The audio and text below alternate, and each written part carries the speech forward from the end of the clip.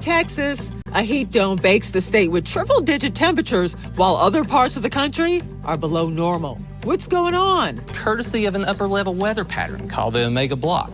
Potential hurricanes in the Pacific could threaten Hawaii, while the Atlantic remains unusually quiet. This is likely going to be the case for at least another week or so. What impact does the excessive heat have on electric vehicles? It can shorten the range of an electric vehicle, and it can shorten the life of a traditional battery in a gas combustible engine. A terrifying confrontation between a father and a bear. I hit him in his nose, I hit him in his right eye. And why air pollution standards are changing in one Texas city.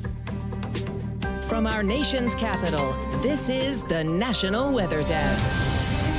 Good morning, everyone, and welcome to the National Weather Desk. I'm Angela Brown. It may not feel like the dog days of summer where you live, but that's not the case in Texas. A heat dome has the state reaching the hottest temperatures of the summer. Now here's a look at the state capital of Austin this morning. Temperatures here could approach 110 degrees today. It only got that hot a handful of days. Cities like San Antonio and Abilene will also be well over 100 degrees today as well. Excessive heat warnings stretch from across much of the state. And unfortunately, the temperatures will stay near 100 through the weekend. San Antonio meteorologist Chris Suchan helps us better understand this heat dome. There you can see across the lower 48, really easy to see where the heat dome is located. Oklahoma to Texas with incredibly hot temperatures. In fact, some record heat here. Meantime, rest of the country outside the desert Southwest is much more manageable with those temperatures. Easy to understand why when you look at the pattern. This is the big heat dome, the big ridge of high pressure with the hot temperatures. This is an upper level trough in the northeastern part of the country with cooler temperatures. But when you take a profile look at this big ridge, essentially it's a big mountain in the atmosphere. This one here particularly strong and tall into the atmosphere, and it has sinking air. We call that subsidence, which squashes rain chances, and it really heats up the temperature. In fact, when we take a look at those air molecules, you compress them down to ground level underneath one of these big heat domes. That compression heats the air with the air molecules and cranks that temperature right over 100 degrees here, much like a bicycle pump. If you're pumping those tires here, and as you pump the air pump, you'll notice the tube heats up from the compression of air here. So really the same concept in the atmosphere. That is the heat dome explained. And take a look at this right here. Austin meteorologist Avery Tomasco checked the temperature of the asphalt yesterday afternoon and then posted it on Facebook. Look at this. It was 148 degrees. The grass wasn't any better, hitting around 145 as well. That can easily and also very quickly burn a dog's paw pads. Now, if you find yourself in this kind of heat, it's best to walk your dog early in the morning and then again after sunset. While Texas bakes this week, other parts of the country are experiencing mild, if not cool temperatures for August. Now, some parts of the Northeast, New England, and the Pacific Northwest will struggle to hit 70 degrees today. As meteorologist Kit Alexander explains, this is all thanks to something called the Omega Block. From record-breaking heat in Texas to pleasant fall-like conditions in the east, there's a massive difference in temperatures based on location. The weather we have right now is courtesy of an upper-level weather pattern called the Omega Block. The Omega Block gets its name because of the upper-level pattern, which resembles the shape of the Greek letter omega. Due to this stagnant weather pattern, Texas is directly under a massive ridge of high pressure, and the air under this upper-level ridge is compressing and heating. The winds on the eastern side of this high are out of the north and northwest, bringing cooler air from Canada. In some locations, record lows are the result. Unfortunately, the Omega Block weather pattern is a slow-moving weather pattern, and unfortunately, models are suggesting it's going to continue at least for the next several days. And tracking the tropics this morning, Hawaii is on alert today for a possible tropical storm or hurricane heading in the island's directions. Two disturbances east of Hawaii are expected to merge in the coming days. Once that happens, forecasters will have a better idea if the storm will be a threat to the islands. Hurricane hunters are likely to check it out sometime tomorrow. Meantime, overnight Gilma strengthened into the eastern Pacific's second hurricane of the season. It's not expected to pose really any threat to land at this point. Over in the Atlantic, though, there are no storms in the forecast for at least the next week. Meteorologist Ed Piotrowski explains why the season is moving a little slower than expected. Now that Ernesto has left the scene, the tropics are a virtual ghost town. You look all the way out toward Africa, and there's no disturbances are developing right now. Most of the time, we get these disturbances to roll off the African coast, and these waves develop south of the Cabo Verde Islands, where the waters are warm, the air is moist, and there's very little wind shear. Over the last week or so, though, these tropical waves have been rolling off the African coast much farther north between the Canary Islands and the Cabo Verde Islands. When they roll off the African coast this far north, they're moving over much cooler waters, and they're also ingesting a tremendous amount of dry, dusty air from the Sahara Desert. So when you've got cool waters and very dry air, tropical waves simply don't develop. This is likely going to be the case for at least another week or so, but as we head into September, things will likely really begin to ramp up. That time period between August 20th and October 10th, about a 50-day period, is when most of our tropical storms, hurricanes, and major hurricanes form. In fact, 2/3 of all hurricanes form between August 20th and October 10th, and nearly 3/4 of all major hurricanes, which are Category 3 or higher. The bottom line, we have a long, long way to go. And heavy storms moved through Utah on Monday, flooding roads and also taking down trees and power lines. Now residents are cleaning up, and also they are assessing the damage. Amanda Gilbert spoke to one man who says his dream home was almost destroyed when a tree collapsed onto his roof. This isn't how Bruce Wickersham thought things would end when he was outside right by this tree watching last night's storm come in. I said, well, I probably should go in. I'm going to get wet. Good thing he did. And then that's when it happened, 10 minutes after I left. Inside his home, Our smoke alarm went off because there was all kinds of dust in the house. on this floor, you can see dust on furniture, pieces of the ceiling on the ground, and that's a chimney chute. And a branch went through both floors. So the downstairs got it as well.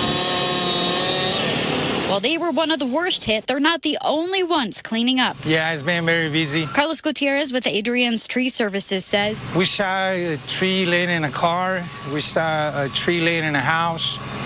We also saw the tree laying in a trailer court. Meanwhile, for people like Wickersham, it's sad to see this happen to their dream home. It will be again. Yep. We will fix it because we love it. But they're grateful to all who've helped with cleanup. And now this, folks in the Northeast are still cleaning up following those torrential downpours on Sunday and also Monday at the home of an ER nurse. See it there, collapsed after rushing water took out the wooden posts that were actually supporting it. She lost nearly everything. 2 people died in Connecticut after they were washed away in the floods. Up to a foot of rain fell in this part of the state. Also, towns on Long Island, New York, are also picking up the pieces following massive flooding. Homes are damaged or destroyed. Many roads were in ruins as well. A state of emergency has been declared in Suffolk County. There have been more than 1,000 reports of property damage on top of all that. When thunderstorms strike, there's always a risk of falling trees and branches. Sarah McCoy spoke with an arborist about how to prevent this. Lance Richards, an arborist with Reading Tree Service, said a good indicator that the tree has been rocking is if the ground is swelled up on one side where the turf is not irrigated. If you're concerned about a particular tree, you might go out and check around the root ball right now and see if it's purged up on one side. He said cracks in the soil are another sign, and to be checking the location of the branches. Look for limbs that are hanging a lot lower than they used to hang, because that might tell you there's a crack up there and it's still connected. Richards said the best advice he can give is safety first. If there's a tree you're concerned about, don't park your car under it and don't let your children play under it. Stay out from underneath it, especially during the storm. Richards said to proceed with caution around trees after a storm, and if you have a tree you're concerned about, call an arborist. Sometimes there's so many trees that come down that we're doing emergency work for a month. And look at this right here. Here's a look at the Chicago skyline this morning. Later today is day 3 of the Democratic National Convention. It will get underway at the United Center. All of those delegates in the Windy City are looking at a fabulous forecast with partly cloudy skies and a high of 73. Tomorrow, though, will be even better with sunny skies and a high of 77. And looking for more great weather content, you can find us on all your favorite social media platforms. Just search the National Weather Desk. And coming up on the National Weather Desk, we'll look at how the heat can be a danger to your car. And we'll learn about the invasive beetle wreaking havoc across North America.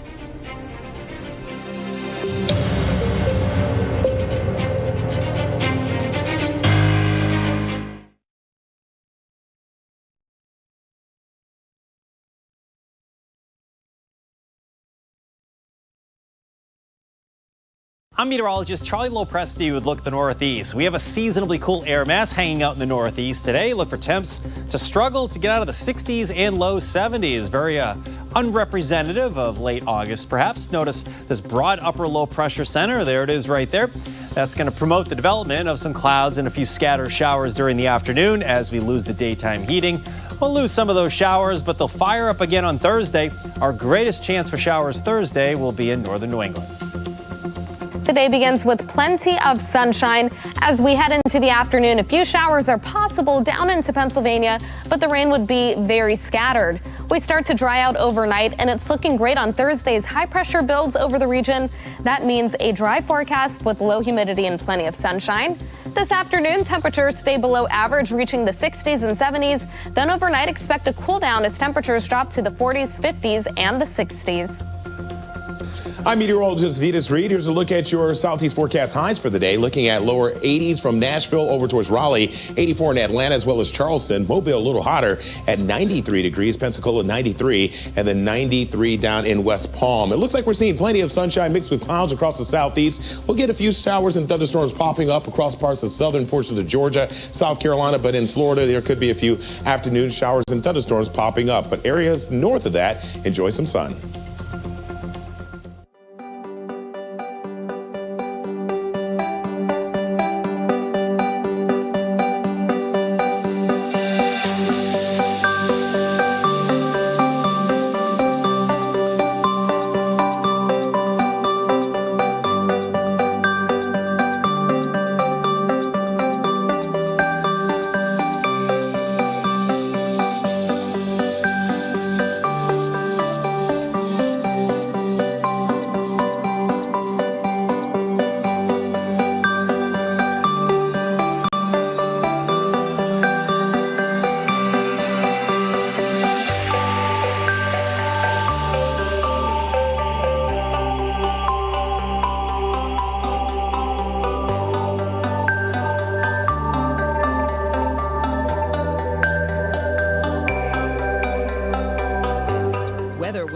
Presented by the National Weather Desk. A time lapse of Monday evening's thunderstorm around Salt Lake City shows how it packed plenty of lightning, illuminating rain shafts as the severe weather moved through.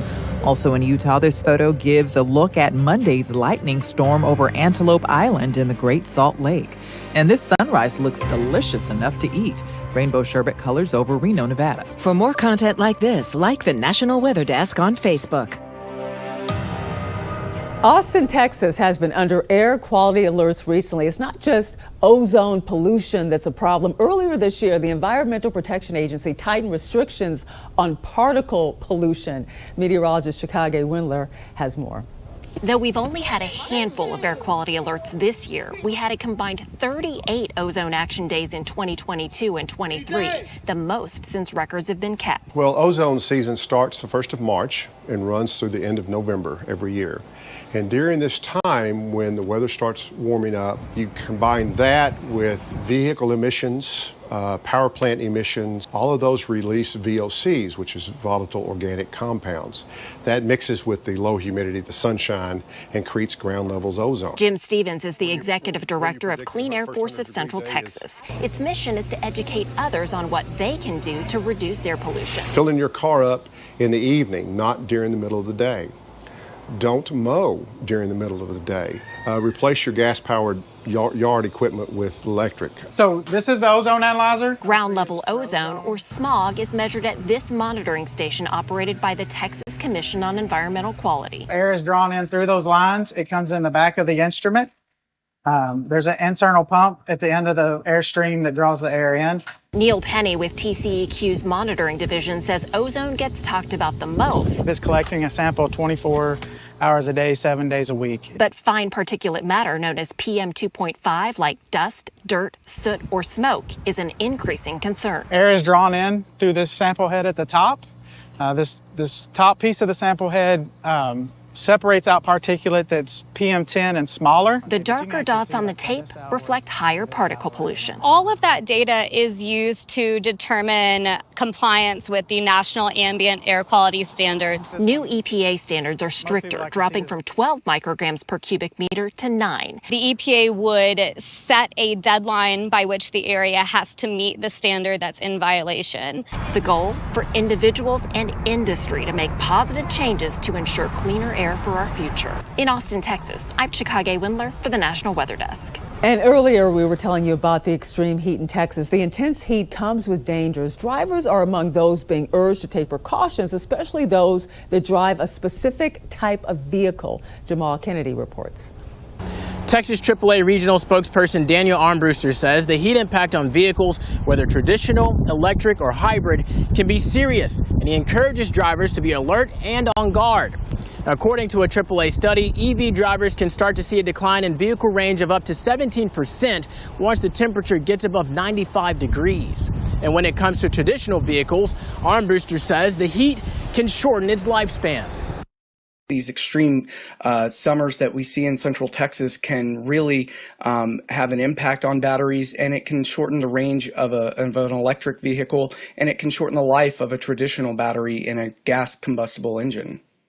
Armbruster says a few things drivers can do to protect their cars from the excessive heat is by either parking them inside a garage or underneath shade. And for EV drivers, Armbruster mentions that charging their vehicles at night can be more beneficial for them as well. And when it comes to measuring heat outside, there is one unique way to know what the temperature is, and it involves crickets. Meteorologist Jeff Eckstein recently posted about it on Instagram. It's that time of the year where we hear the sound of crickets at night and into the early morning hours. The question is, can crickets really tell us what the temperature is? They're sort of like a poor man's thermometer. The answer is in their chirp. See, a cricket is an ectotherm, meaning that their body temperature is very dependent on the environment that surrounds it. So these male crickets will flap their wings together real fast at night, and that's the chirp that we hear. It's actually a mating call to attract the female crickets. And it's that chirp that gives us a clue as to what the temperature is. Here's a little formula for you.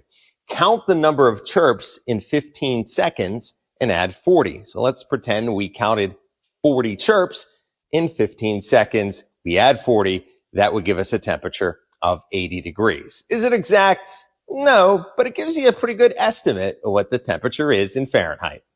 A beetle known for wiping out ash trees is spreading. The emerald ash borer is from Asia. It has destroyed tens of millions of ash trees in North America since the early 2000s. Allison Guttleburr has more. Millions of trees dead and many more at risk. The emerald ash borer, a beetle originally from Asia, has been threatening North American ash trees since the early 2000s. The Oregon Department of Agriculture says the species was found in Washington County in 2022. While trying to get a hold of that population, at least 2 more in different counties popped up. The Oregon Department of Forestry says traps helped discover one of the new populations in Marion County. So it's actually somewhat of a positive situation in the fact that our monitoring efforts are working and we're actually able to see at a large scale where the species is. ODF says one adult beetle was found in the nearly 200 traps set in Yamhill County. In Clackamas County, samples were sent to a lab to check for the bugs after ash tree canopy decline occurred in July. A man in California said it was absolutely a terrifying situation when he had no choice but to confront a bear over the weekend to save himself and also his 2 babies. Myra Franco has his story. Christopher Smith of Fresno says he survived a close call with a bear over the weekend. He believes it was the same bear spotted at a nearby lake. Saturday night, Smith says he heard scratching sounds coming from the back porch door. When I opened that door and I saw the bear's whole frame taking up the entire back door window, and he ducked down and looked at me, and we made the eye contact. It took all but 2 seconds for me to realize I probably got 10 before he gets through this washer and dryer through the door and to me. He says at that time, only his 6-month-old baby and toddler were home. He grabbed them and ran out. The best I could do was try, and I did. At one point, he says he fell, hurting his foot, all while fighting off the bear with a shovel who was stuck in the laundry room. Like a baseball bat. There's not a whole lot of room in the beginning of that hallway, so it's kind of a half-cock swing, but it's a swing nonetheless. Got him in the side of the head, and when he knocked the shovel, I I didn't process. I didn't think. I took a step forward. I hit him in his nose. I hit him in his right eye and turned around. Hopefully that dazed him enough where I could grab Colt and get out of the house. Smith says he somehow put his 2 children in his car and he ran back in looking for his dogs, who made it out alive. There's not a chance I'm sleeping here again for a long time. Even if that bear gets caught, it's like every time I close my eyes, I relive the situation. And time now for a short break, but first let's soar over beautiful Montana.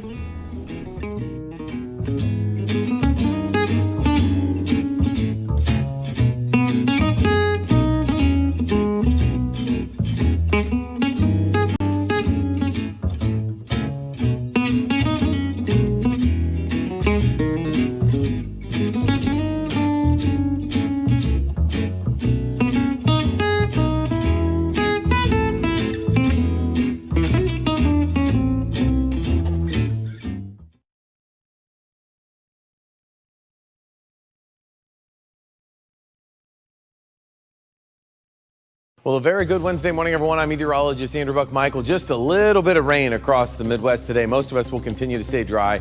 High temperatures in the 70s and 80s for us. As we move into the day tomorrow, we got a little bit of rain there in the northern plains trying to sneak its way down here. But for the most part, we continue to stay dry for your Thursday tomorrow. How about we get it to your Friday? Just a little bit of rain. Most of us still staying dry. A lot of 80s and even some 90s on the map and a few 70s across the northern part of the Midwest. Good Wednesday morning to you, meteorologist Chris Suchan. Look at our forecast today across the region. We continue with the heat advisory and an excessive heat warning for really much of the state of Texas. Temperatures into the afternoon, they will be climbing to the 90s to over 100 degrees, a little cooler, 80s for Arkansas and even portions of northern Louisiana. Notice Thursday, another very hot day, although the 80s around Little Rock, but then you get to upper 90s to low 100s from Dallas down to San Antonio on Thursday. Well, hi there, everybody. It's meteorologist Shannon O'Donnell. Wednesday looking like it will be a little coolish in the Pacific Northwest. A touch of autumn in August through Seattle and Portland. Highs tamped down just into the 70s there. Versus a toasty 107 out of Las Vegas, 81, plenty warm out of Jackson. And it's all because of this ridge of high pressure. That's our weather maker over Texas and back over Colorado, whereas we've got wet weather pushing into Seattle. And that's the scene from here.